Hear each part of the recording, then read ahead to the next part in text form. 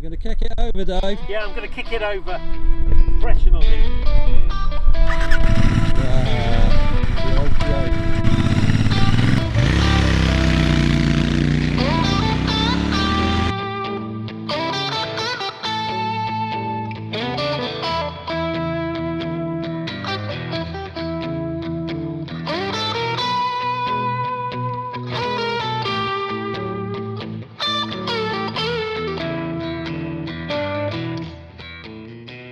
So, are we here to talk about this Enfield, or are we here to talk about your haircut? Well, I think we're here to introduce ourselves. Oh, okay. And there's a bike arriving. We're the Lemon Drizzle Gang, or some members of the Lemon Drizzle Gang. You've got Richard. Hello. David. You know me. You know these guys, you've met them before. But this is Stuart. Hi. And Stuart will be in the next video that's coming along, which is the Ariel Square 4. Today, Isn't that the first superbike? Isn't that the first British superbike? I think it was, Four-cylinder superbike. It's the first multi-cylinder superbike, actually. Multi-cylinder, sorry. So today we're at A&D Motorcycles in Denby, which is a little town in North Wales, and if you hear lots of motorbike sounds, that's because it's a motorbike dealer, even though that's a quad going past. And today we've been out on their demonstrator Royal Enfield Interceptor, so we've taken that up into the mountains, and it was pretty wet and cold and a bit miserable. But we're tough. We're tough. We're tough, yeah. And we suffer for our art. Yes. Yes. And then they suffer for it. Yeah. Yeah. Although Mike spent most of the time in the car recording. I did. And Yeah, he was they still were on the moaning. bikes. I know. I always complain. Right. Okay. So yeah, we're here to discuss what we thought of this lovely-looking Yeah. bike. Yeah. So who's going first? You want to go first? I'll go Dave? first because I have ridden one very briefly. Me and Richard have got a friend who bought one. But I don't know why. I just hopped straight off the Commando onto it, and it all felt a bit too modern for me.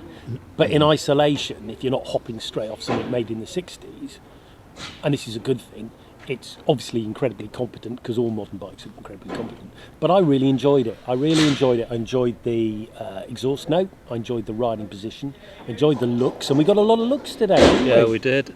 That's a farm. We're in a farming town, so it's a farmer loading sheep. Yeah. up But I or something. noticed that some guy came over and talked to us a few times, didn't he, when we were shooting? And also, I noticed a guy drive past, and he was like, he wasn't staring at mine and Richard's Guzzies. He was staring at the Enfield. Okay. So it wasn't North Wales Constabulary. No, it wasn't. Okay. For a change. Yeah. So- No, I mean, I agree with everything Dave has said. And of course, the Interceptor, it has sold fantastically well, hasn't it? I think it's the best-selling bike in the UK after the GS, which is it really? amazing. Yeah, and we're just looking at it now, our test bike or demo bike, which is behind the camera. One thing I do think is Enfield missed a trick, and it's a lovely turquoise blue, but as you all know, Dave and I have a passion for old Triumphs, and it's quite a sort of Triumph-esque colour, but I think they missed a trick in not having some white flashes on it. I think it would have given it even more appeal. On that one though, they do some really tasty. They do The some nice. chrome one in Yeah, the the showroom. chrome one in the showroom is fun. It looks like your Rocket 3. Yeah, it looks really nice. fantastic. And a guy, 71-year-old guy, while we were wheeling it out prior to the test ride, he came in on a red and black one, didn't he? And that Oh, was really okay. nice, black Yeah, with a sort of absolutely. red slash. Yeah. Yeah. And that was nice. So they've got the looks, I think, quite well nailed. Yeah, and I think they've nailed the demographic in the market. What did you think of it, Stu? Yeah, I mean, earlier in the video you'll see all the other bikes that are on display in A&D, and when they wheeled the demo out, I said, oh, it's the worst colour of them all. So I'll agree there that they sort of missed the trick. It does look bland compared to some of the others, but as soon as I got on it, it's probably the newest bike I've ridden for a good while. I've got an old Hinckley Triumph, so that was Triple, more or less yeah. the triple. So that was more of what I was sort of comparing it against. But really good ergonomics, good seating position. And it just seemed to fill you full of confidence straight away. So that was one of the things that we didn't hit the best of weather. The roads aren't the That's best because of I chose the condition. route. Let's go to the moors, he so said. Let's go up in the hills. Yeah, there was some damp. We got a little bit of drizzle. There was change in sort of road surface. Didn't phase it one bit. No, you could tip it in, couldn't you? We all started off a bit tentative. Yeah. And it's on standard tyres, and it really went. While we're sitting here, there's another couple of people just looking at it because it's parked Yeah, on the camera. yeah. It does get the looks, and you can see why somebody would have pride of ownership Yeah. who wants a classic bike.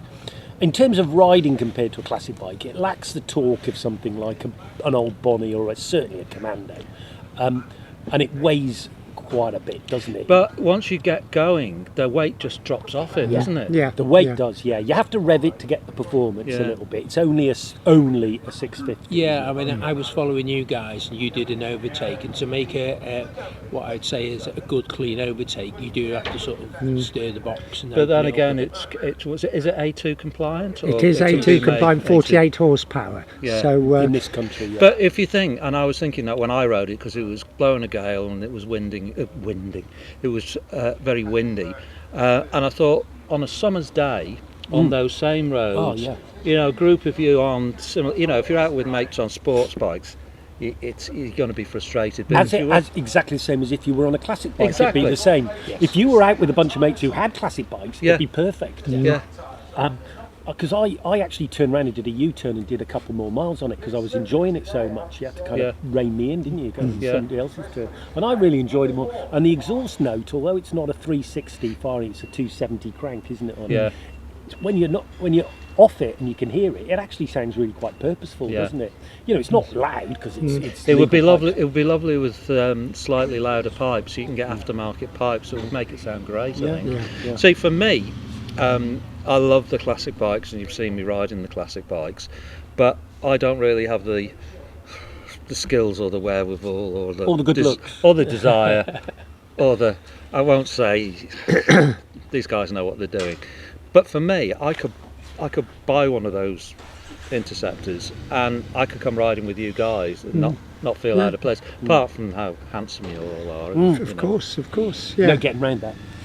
Yeah. I mean, that's the main point that we have to get over with this test is the quality of the bike and the price. Yeah. That Oh, absolutely. it's yeah. unbelievable. What is it in round figures? It's probably something like £6,000. I think it's a bit more. It's 6,000 and change, isn't it? Yeah, 39. it's 39 quid or amazing. something. And just looking at it, it's okay. There are one or two little areas where you think, oh, they've probably shaved a few pounds Yeah, off yeah, here yeah. and there. But generally speaking, Yeah. it's really, really good. I mean, the fit and finish is really good. The paintwork, chrome, alloy, all that's great. Yeah. The only place I thought where it looked like it was a bit generic and a bit cheap looking was things like gear change lever, rear light indicators. They don't look horrible. They just look generic. Not Yeah. big things, though. They're not big. It's not a big list, and they're and- not important things. And I think Yeah. there are, like, you could customise it.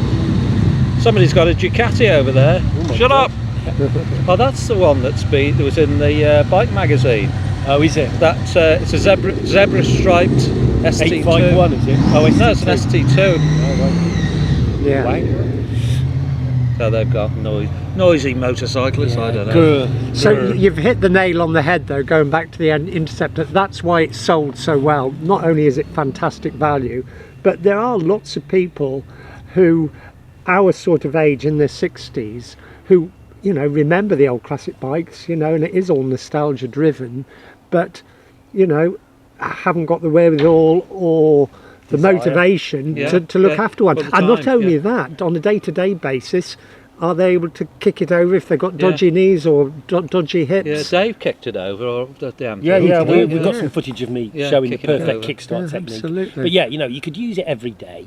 As you say, I don't think commuting, you'd do it, it's fine. But on a sunny day, you'd get a lot of pleasure from it. You could. It goes. I mean, it handles. Harris handles did. great, Harris doesn't It does. did, The front end is really They own planted. Harris now, don't they? Yeah. Yes. And it shows. Yes, it's and got- I think that's the thing. They've got a really good balance of everything on there, and I it sort of gave you good feedback the minute you were on it. It just you felt at home. I quite mean, quickly. most of the road tests I've seen in the magazines regarding Interceptors, they've sometimes criticised the suspension a little bit, saying it's a little bit choppy or whatever. But I must admit, I mean, I ride a V7 Motor Guzzi, which is an actual competitor, and I actually thought that the suspension on that was better. It soaked up Yeah, the bumps a lot better. It was like a feather bed compared to the Motor And what Guzzi. I found with it as well is because I'm a bit bigger than you, it fit. bit? it fitted your saddle pedal, and no drizzle cake for you. It fitted me and it fitted Stu. Yeah, to and say, that's one of the about questions I 6 asked when I was trying to have a look in some shop windows as See we if you were look going like- past it, and just think, proportion-wise, they were like, Yeah. okay. innit? And damn, don't I look good on this as you Yeah. look in the shop It's windows? a good point, isn't it? Because you often say, you could probably own a Guzzi T3 or maybe Yeah. a Beamer Airhead, but you couldn't own a 650 Bonnie. Because I'd look like Hagrid at a Harry Potter. Yeah, exactly. But on that, it's physically a little bit bigger. It's physically a bit bigger than your V7 Guzzi. Yeah. It's a bit heavier, but as we've said, the weight disappears. I can't believe you've steamed into I've that. steamed it. It's lemon drizzle cake. What do you need an invite? You need There you go, Rich. There's your addressed envelope. So I That's think- bigger. Cheers. Cheers, everyone. The other thing with it is, with it being so popular, all the items that we've sort of critiqued will be available for something, because there's that many of them. There'll be There's a big loads of aftermarket, isn't there? That's You know, it, yeah. I mean, you were surprised. You said it's got ABS. Every new bike, Euro 4, Euro 5, whatever it is, has got ABS. You could use it in all weathers. Where my Bonnie or Commando, you can use them in wet, you can use them in drizzle. There wouldn't be a lot of fun. Drizzle. He said drizzle. Did you see what I did there? But that you could use it everywhere. You said it, Mike. You could take that to the Isle of Man Yeah, for the classic. for the classic and not feel out of place. Whereas you'd feel like a bit of a knob if you were riding a ZX something. And or I think R6. one thing I found with the Ariel, the good thing with that is you can probably sit that in the shed for a couple of months as well. Go back to it. And it's gonna start. And it's going to start. Whereas you're in a world of hurt with Yeah. original classic. I mean, one thing that we mentioned earlier, it is A2 licence compliant, so 48 horsepower. And talking to other similar motorcyclists to our similar age, 95% of the time you don't need anything more than that. And I think it was a point you made, Dave. So long as you're all riding the same sort of bikes, same sort of power, 95% of the time you don't need anything more than that. It's punchy, you've got enough to overtake. So we were all in Hay on Wye for a week Yeah. in September. That's when we did the Norton test. Yeah, Yeah, that would have that being fine. would have been fine, wouldn't it? I mean, the guy I was speaking to when we were winning it out had the red and black one. He was 71 years old, he told me. He was very proud of that. He'd been riding all his life.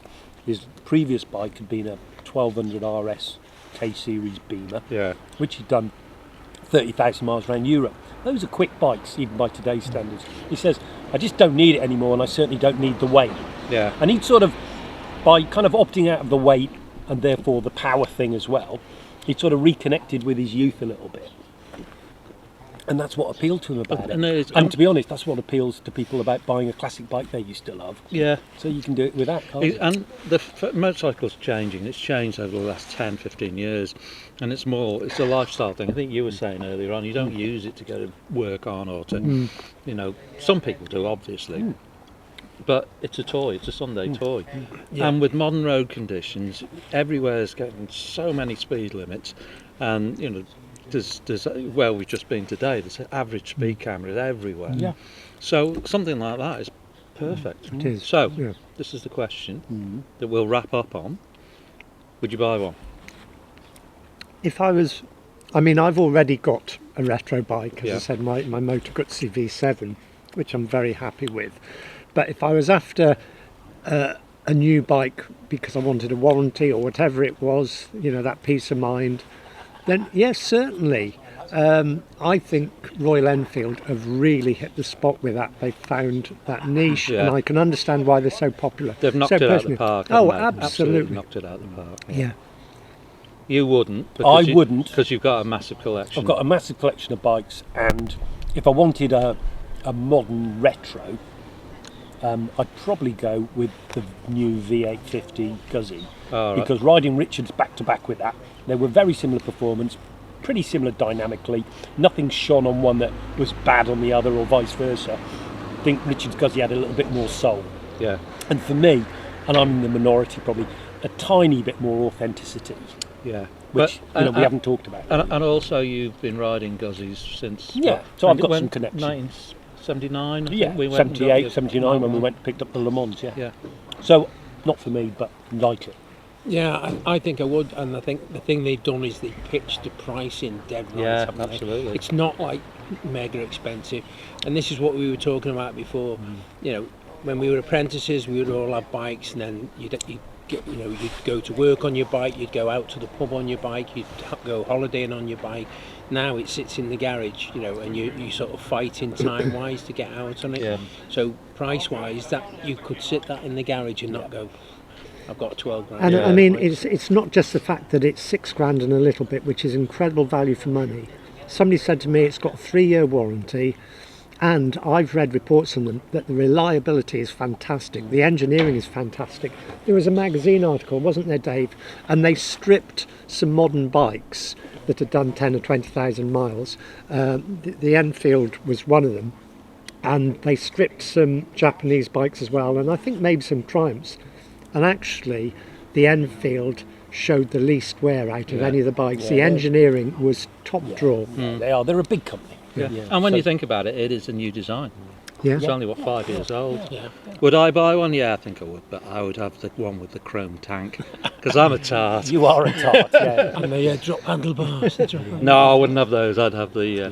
And a rack on the back, obviously, for the cake. That Yeah, you've got with to the carry. cake, yeah, There's yeah. one in there with the top box. So Yeah, there you yeah. go. You've always But if been a you bit of want Oh, you'd need one to carry your ego. But if you want the drop bars, of course, you can get the Continental GT, isn't it? Which is basically the same Good bike point, Rick. Yeah. with the lower bars and the sort and of that's seat hump. one of the other things we were saying years ago. You used to get a standard bike, and if you wanted to make it into a scrambola, you'd axle the mud guards and put knobbly tyres on it. If you wanted to make it into a road racer, Yeah. there'd be Make drop it your bars. own. You can still do that, Tourer, don't you? you'd put a big fairing on it. You make it your own. Yep. All right. You know, but and Oh, the keep other going. point, just Still very going. quickly, just Yeah, go on, Rich. going into A&D's showroom just now, obviously they're a big Enfield dealer, and looking at all the Enfields, they've really hit the mark with all the model range. Yeah. You know, there's that little That meter Meteor there, which lovely, was, isn't it?